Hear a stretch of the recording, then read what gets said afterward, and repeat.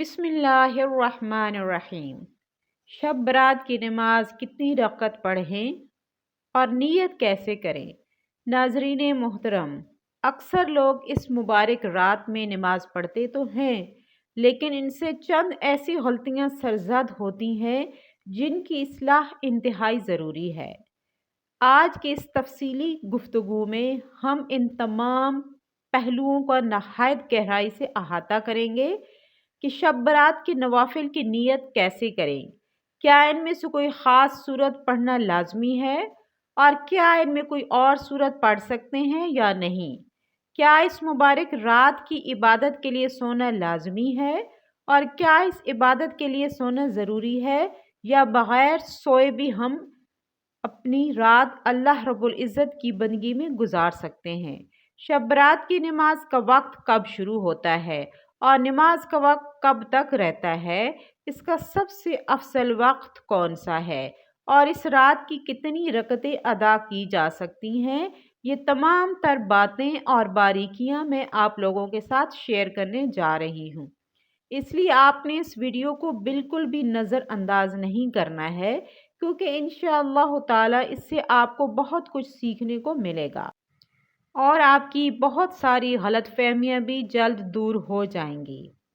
یہ رات دراصل بہت ہی فضیلت اور برکت والی رات ہے، جس کے بارے میں ہمیں چاہیے کہ اس کا حق ادا کریں، زیادہ سے زیادہ عبادت کریں، کیونکہ اس سے اللہ رب العالمین کا قرب حاصل ہوتا ہے اور خالق کائنات کو اس رات میں اپنے بندے کا گڑ گڑانا بہت زیادہ پسند ہے۔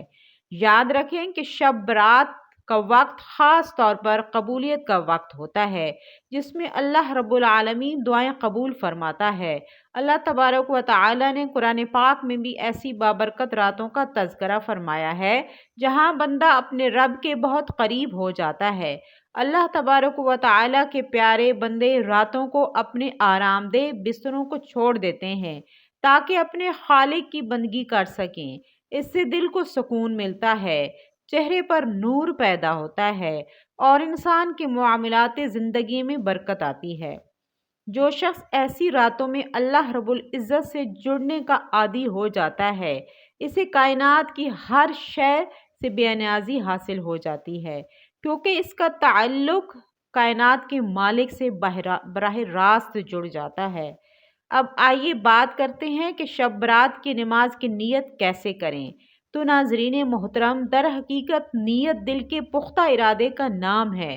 زبان سے الفاظ ادا کر کے نیت کرنا تو نماز کے فرائض میں سے ہے اور نہ ہی واجبات میں سے، البتہ اگر کوئی زبان سے الفاظ کہہ لے تو بہتر ہے، لیکن اگر نہ کہے تو کوئی گناہ نہیں ہے اور ایسا ہرگز نہیں ہے کہ جب تک آپ زبان سے الفاظ ادا نہ کریں تب تک آپ کی نماز یا نیت نہیں ہوگی، بلکہ اصل نیت وہی ہوتی ہے جو آپ نے دل میں پختہ ارادہ کر لیا ہو کہ میں شب برات کی نفل پڑھ رہا ہوں یا شب برات کی نفل پڑھ رہی ہوں، اور بس اتنا ہی کافی ہے۔ تاہم اگر الفاظ کہنا چاہیں تو یوں کہہ سکتے ہیں کہ میں نے 4 رکعت نماز نفل شب برات کی نیت کے واسطے اللہ تبارک و تعالی کے لیے منہ میرا کعبہ شریف کی طرف، پھر نیت کرنے کے بعد آپ نماز شروع کریں گے تو نیت کے حوالے سے ایک بات ذہن نشین کر لیں کہ اللہ تبارک و تعالی اپنے بندوں پر بڑی عنایت فرمانے والا ہے، اس لیے اخلاص کے ساتھ کھڑے ہونا ہی اصل کامیابی ہے۔ اب اس رات کے حوالے سے کچھ انتہائی اہم اور ضروری باتیں یہ ہیں کہ کیا اس کے لیے سونا ضروری ہے۔ تو واضح رہے ناظرین محترم کہ شب برات کی عبادت کے لیے سونا شرط نہیں ہے، آپ عشاء کے بعد سے ہی اپنی عبادت کا آغاز کر سکتے ہیں۔ فقہا کے نزدیک اللہ رب العزت کی یاد میں رات گزارنا ہی اصل مقصد ہے۔ بات کرتے ہیں کہ اس کا وقت کب شروع ہوتا ہے اور اس کا وقت کب تک رہتا ہے۔ تو واضح رہے کہ جب آپ نے عشاء کی نماز کے 4 فرض ادا کر لیے تو آپ کے لیے عبادت کا وقت شروع ہو گیا اور رات کے کسی بھی حصے میں آپ یہ نماز ادا کر سکتے ہیں، جبکہ اس کا آخری وقت طلوع فجر تک ہے، یعنی جیسے ہی فجر کی نماز کا وقت شروع ہوگا نفل نماز کا وقت ختم ہو جائے گا۔ اس کا سب سے افضل وقت رات کا آخری حصہ ہے جو سحری کے وقت کہلاتا ہے، کیونکہ اس وقت اللہ تبارک و تعالی کی خاص رحمتیں نازل ہوتی ہیں۔ اگر آپ رات کے 2 بجے یا 3 بجے بھی اٹھتے ہیں تو بھی بہترین وقت ہے، لیکن فجر کی اذان سے آدھا گھنٹہ پہلے کا وقت سب سے نورانی وقت ہوتا ہے۔ اس کے علاوہ اس وقت کے لیے وضو کا تازہ ہونا بھی نور علی نور ہے۔ اگر کوئی شخص عشاء کے وضو سے ہی نفل پڑھ لے تو ٹھیک ہے، لیکن نیا وضو کرنا زیادہ ثواب کا باعث ہے۔ ناظرین محترم، اب ایک بڑی غلط فہمی یہ ہے کہ کیا کوئی صورت مخصوص ہے؟ بعض لوگ سمجھتے ہیں کہ پہلی رکعت میں مخصوص صورت اور دوسری میں کچھ اور پڑھنا ضروری ہے، حالانکہ یہ نفل نماز ہے اور اس میں کسی بھی صورت کی ایسی کوئی تعداد متعین یا فرض نہیں ہے۔ آپ ہر رکعت میں محض ایک بار کوئی بھی صورت پڑھیں گے تب بھی آپ کی نماز ادا ہو جائے گی، اور اگر آپ قرآن مجید کی کوئی بھی صورت پڑھنا چاہیں گے تو نماز بالکل درست ہوگی۔ بعض لوگ یہ سمجھتے ہیں کہ لمبی صورتیں یاد نہ ہوں تو نماز نہیں ہوتی، یہ سراسر غلط ہے۔ آپ کو جو بھی صورت یاد ہو آپ اس کے ساتھ نماز ادا کر سکتے ہیں۔ دراصل اللہ تبارک و تعالی آپ کے دل کی طرف اور سجدوں کی لذت کو دیکھتا ہے۔ سورتوں کی لمبائی نفل نماز میں فرض نہیں۔ ہاں، اگر کسی کو قرآن پاک زیادہ یاد ہو تو وہ لمبی قرأت کرے، کیونکہ نفل نماز میں قیام جتنا لمبا ہوگا اجر اتنا ہی زیادہ ملے گا۔ ان نوافل کو انفرادی طور پر پڑھنا زیادہ افضل ہے تاکہ بندے اور رب کے درمیان راز و نیاز کا پردہ قائم رہے۔ گھر میں نفل نمازیں ادا کرنے سے برکت آتی ہے، شیطان بھاگ جاتا ہے اور گھر والوں میں دین کی رغبت پیدا ہوتی ہے۔ خواتین بھی اس نماز کا خاص اہتمام کر سکتی ہیں، ان کے لیے بھی وہی فضیلت ہے جو مردوں کے لیے ہے۔ نماز ادا کرنے کا طریقہ یہ ہے کہ پہلے دل سے پختہ نیت کریں، پھر تکبیر تحریمہ کہہ کر نماز شروع کریں۔ یہاں یہ بات نہایت اہم ہے کہ تکبیر تحریمہ اور قرأت میں اتنی آواز ضرور ہونی چاہیے کہ اگر شور نہ ہو تو آپ کی آواز آپ کے کانوں تک پہنچ جائے۔ بہت سے لوگ صرف دل ہی دل میں پڑھتے ہیں اور ان کے ہونٹ حرکت نہیں کرتے، تو یاد رکھیے کہ جب آپ نماز پڑھتے ہیں تو اس طرح نماز نہیں ہوتی، کیونکہ الفاظ کی ادائیگی بہت ضروری ہے۔ ناظرین محترم، نماز کے دیگر ارکان جیسے رکوع، سجود اور قعدہ بالکل اسی طرح ہوں گے جیسے آپ عام نمازیں پڑھتے ہیں۔ سجدے میں لمبی دعائیں کرنا اور گڑ گڑا کر اللہ رب العزت سے مانگنا ان راتوں کی خاص روح ہے۔ اپنے گناہوں کی معافی مانگیں، اپنے رزق کی تنگی دور کرنے کی دعا کریں اور امت مسلمہ کی خیر و عافیت کی دعا کریں۔ اب آپ اپنی مادری زبان میں بھی اللہ تبارک و تعالی سے باتیں کر سکتے ہیں۔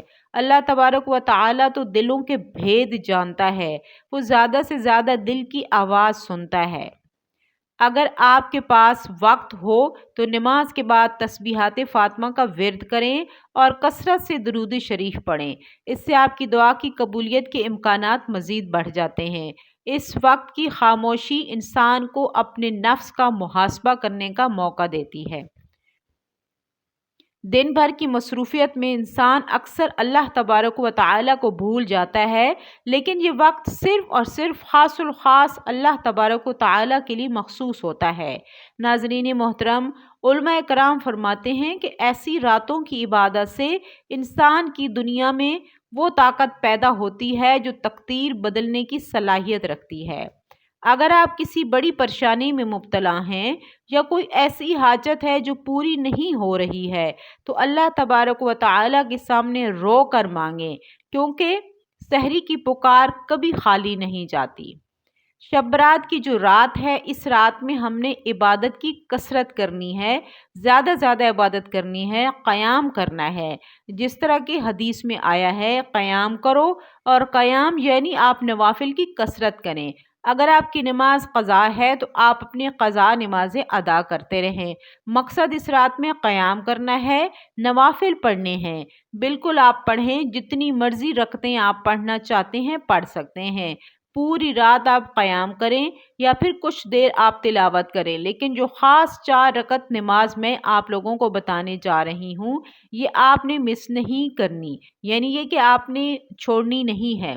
ناظرین محترم، وہ کون سی ہیں وہ 4 رکعت، کب پڑھنی ہے اور کس وقت ہم نے ادا کرنی ہے، اور ان کے پڑھنے کا کیا طریقہ ہے اور اس کی فضیلت کیا ہے، یہ جان کر آپ حیران ہو جائیں گے۔